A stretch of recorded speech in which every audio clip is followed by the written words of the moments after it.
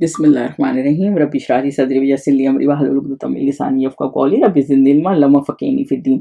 चलिए जी, सूरह ताहा है, इसकी इंट्रोडक्शन कर लेते हैं, फिर हम इन आयात को डिटेल से देख लेंगे। इस सूरत का नाम सूरह ताहा है और इसका नाम सूरह कलीम भी कहा जाता है, क्योंकि इसमें हज़रत मूसा का जिक्र बहुत तफसील से आया है, उनको नबूवत मिली और किस तरह सारा मामलात हुए, तो फिर इसलिए इसको सूरह, और वो अल्लाह से बात करते थे, सूरह कलीम भी कहा जाता है। सूरह मरियम के बाद ये सूरत नाज़िल हुई है, और क्योंकि उस ज़माने में मुशरिकीन मक्का का टॉर्चर बहुत ज़्यादा था, तो मुसलमानों ने अपना जो है वो इस्लाम को छुपाया हुआ था। और उस वक़्त जब हज़ूर सल्लल्लाहु अलैहि वसल्लम इतनी ज़्यादा इबादत करते थे और मुसलमान तंग हो रहे थे, तो अबू जहल वगैरह जो है ना, वो समझते थे कि हज़ूर सल्लल्लाहु अलैहि वसल्लम इतनी मुश्किल में आ गए इस दीन की वजह से।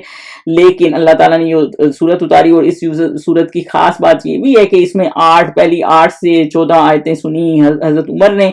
तो वो अपने घर गए, जब उनको सहाबी ने रास्ते में कहा कि आप अपनी बहन की फिक्र करें, तो जब वो अपनी बहन के घर गए और बहुत गुस्से में थे, और हज़रत खुबाब वहाँ जो है वो उनको पढ़ा रहे थे, सूरह ताहा ही पढ़ा रहे थे, और वो छुप गए पर्दे के पीछे। और जब ये आए, और फिर पहले तो बहन ने छुपा लिया था सहीफा, फिर वो जब हज़रत उमर गुस्से में ज्यादा आगे मारने लगे, तो फिर दोनों मियाँ बीवी ने कहा कि हम मुसलमान हो चुके हैं। और फिर उन्होंने कहा मुझे दिखाओ, क्योंकि हज़रत उमर एक पढ़े लिखे बंदे थे।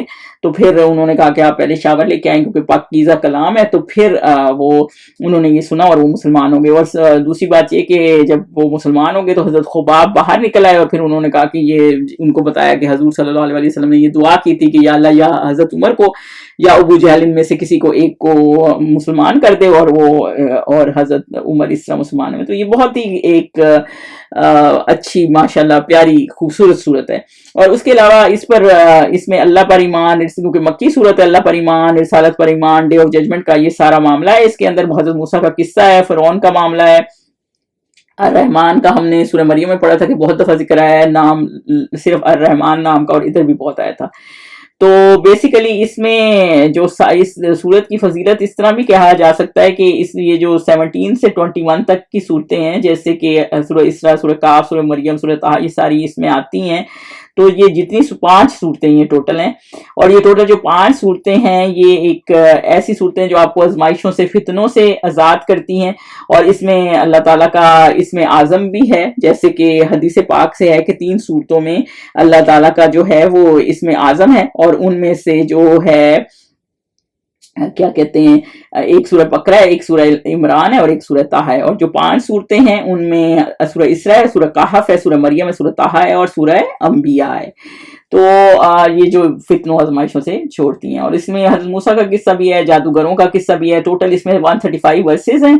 और इसका प्राइमरी गोल जो इस सूरत का है ना, कि ये अल्लाह ताला की रहमत किस तरह नाजिल होती है जब पैगंबर भी जब मुश्किलों में फंस जाते हैं। हज़रत मूसा की स्टोरी से हमें ये पता चलता है, और हज़रत मूसा को भी अल्लाह ताला ने किस तरह हेल्प किया, और हज़रत उमर की एंगर भी, जब वो इतने गुस्से में थे, इस्लाम के खिलाफ थे, और किस तरह अल्लाह ताला ने उनको काम डाउन किया इस सूरत के जरिए। उन्होंने ये जब सूरत सुनी तो वो ईमान ले आए।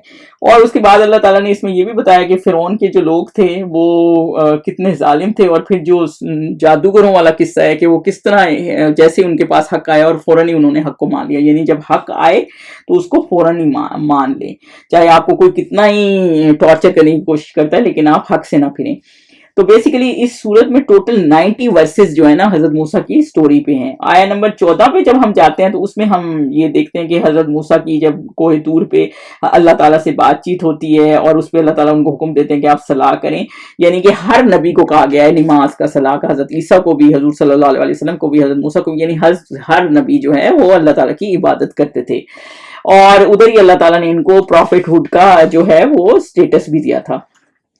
और उसके अलावा अल्लाह ताला ने फिर उनको भेजा, कहा कि फिरौन के पास जाएं। तो आया नंबर 25 जब हम पढ़ते हैं, तो उसमें फिर हम ये देखते हैं कि अल्लाह ताला ने जब उनको टास्क दिया कि आप फिरौन के पास जाएं, तो फिर उनको इंसान को अपनी कमजोरी का पता होता है कि उनको अल्लाह की मदद चाहिए, तो उन्होंने फौरन क्या किया, अल्लाह से दुआ मांगी। जब आपको कोई मुश्किल आए तो अल्लाह से दुआ मांगे। और जो मशहूर दुआ रब्बी इश्रह ली सदरी वयस्सिर ली अमरी वहलुल उक़दतम मिन लिसानी यफ़क़हू क़ौली रब्बी ज़िदनी यफ़क़हू क़ौली वाली जो है, इवन रब्बी ज़िदनी इल्मा भी इसी सूरत में है, लेकिन इस आयत में 25 में नहीं है, वो आगे एंड पे کے قریب جا کے ہے، لیکن رب اشرح لی صدری والی جو دعا ہے وہ اللہ تعالیٰ نے اس میں ان کو فوراً حضرت موسیٰ نے اللہ تعالیٰ سے مانگی، اور پھر ہیلپرز بھی مانگی. اللہ تعالیٰ نے جب دین دیا ہے تو پھر اس کے ساتھ نبیوں کو ہیلپرز بھی دیے ہیں، جیسے حضور صلی اللہ علیہ وسلم کے صحابی تھے.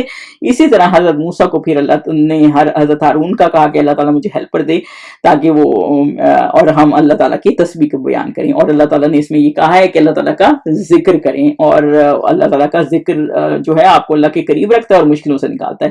پھر اللہ تعالیٰ نے آیت نمبر 29 پہ جب ہم پہنچے تو پھر اللہ تعالیٰ نے ان کو بتایا کہ اللہ تعالیٰ نے پہلے بھی حضرت موسیٰ پہ کیسے بلیسنگ کی تھی جب وہ چاہے بچے تھے، اور کیسے ان کی ماں پریشان تھی، اور کیسے ان کی ماں کو واپس ان کی بہن کو وسیلہ بنایا، اور کیسے واپس ان کو اپنی ماں سے ملا دیا. تو اللہ تعالیٰ نے ہمیشہ ان کے اوپر رحم کیا.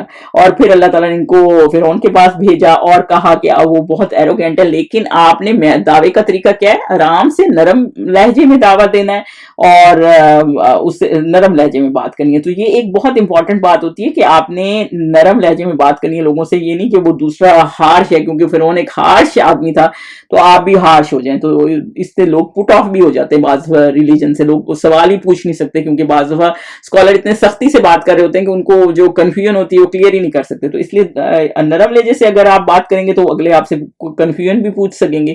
تو وہ بھی اللہ تعالیٰ نے طریقہ بتایا کہ دعوے کا طریقہ کیا ہے، کہ سافٹلی آپ ان سے بات کریں اور میسج جا کے دیں اللہ کا.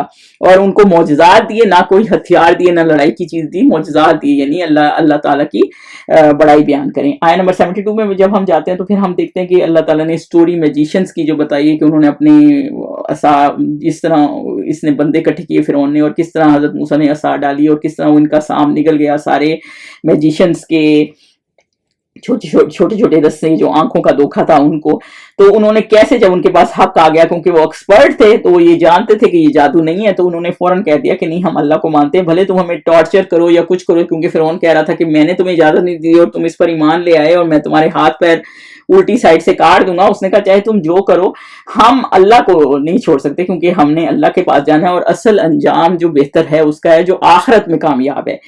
اور اس میں اللہ تعالیٰ نے یہ بھی بتایا ہے کہ جو آخرت کے لیے کام کرتے ہیں ان کی اللہ تعالیٰ کس طرح مدد فرماتے ہیں. تو وہ سمجھیں ایک دن کا معاملہ تھا. صبح وہ دکھا رہے تھے اور تھوڑی دیر میں کیونکہ یہ ٹائم ایک سیٹ ہوا تھا نا کہ دن کا ٹائم ہے جب یہ آپ سارا کچھ دکھائیں گے، یہ سانپوں والا کرتب بھی، اور وہ جادوگر دکھائیں گے اور حضرت موسیٰ معجزہ دکھائیں گے. تو وہ اس وقت اس کے فوراً بعد ہی جیسے وہ ختم ہوا، 2-3 گھنٹے ہی ہوئے ہوں گے، اور فوراً ہی وہ حق کی بات ان کے سامنے آئی اور وہ ایمان لے آئے.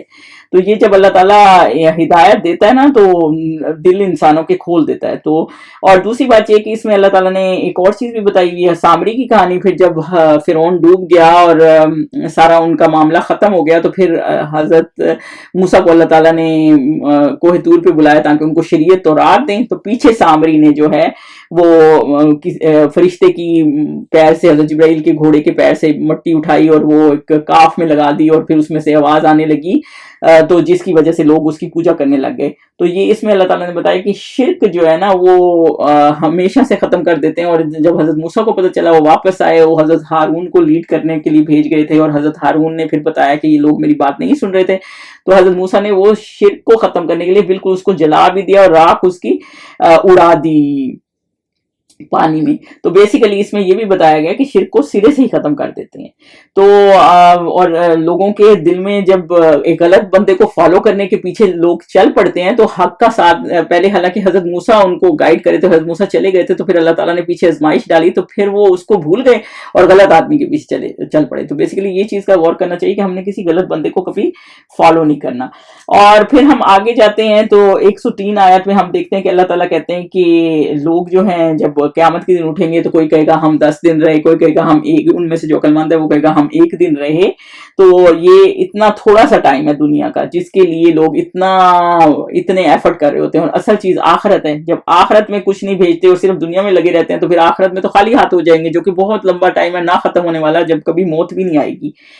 اور آیت نمبر جب ہم 113 میں جاتے ہیں تو اس میں اللہ تعالیٰ نے کہا ہے کہ آپ قرآن کو پڑھیں اور اس کا ذکر رکھیں اور رب زدنی علما، اور ہمیشہ اللہ تعالیٰ سے یہ دعا کرتے رہیں رب زدنی علما والی کہ اللہ تعالیٰ میرے علم میں اضافہ کرے. کیونکہ قرآن کو یاد کرنا، پڑھنا اور اس کو اس پہ عمل کرنا اور اس کو سمجھ کا فہم اس کی، یہ اللہ ہی دے سکتا ہے. تو اس لیے ہمیشہ اللہ تعالیٰ سے دعا کریں، کیونکہ بعض لوگ اتنے سمجھدار ہوتے ہیں اور پھر وہ بہک جاتے ہیں. تو بیسیکلی ہمیشہ اللہ تعالیٰ سے دعا کرنی چاہیے کہ اللہ تعالیٰ ہمیں ہماری مدد کرے. جب یہ صورت اینڈ ہو رہی ہے تو اس میں آیت نمبر 23 سے آنورڈ دیکھیں تو حضرت آدم کی سٹوری اور ابلیس کا معاملہ کہ وہ جب اس نے حضرت آدم کو سجدہ کرنے سے انکار کر دیا تھا اور اللہ تعالیٰ نے پھر دو طرح کے رویے دکھائے، ایک فرشتوں کا رویہ اور ایک حضرت آدم کا رویہ کہ یعنی انہوں نے اپنی غلطی ہوئی ان سے فوراً معافی مانگی اللہ سے، لیکن شیطان نے ایسا نہیں کیا. اور دوسرا یہ کہ فرشتوں کا رویہ یہ تھا کہ انہوں نے فوراً ہی سمینا وطانہ کیا جب انہیں سجدہ کا کہا گیا، اور جو شیطان تھا وہ اپنی عقل استعمال کرنے لگ گیا کہ میں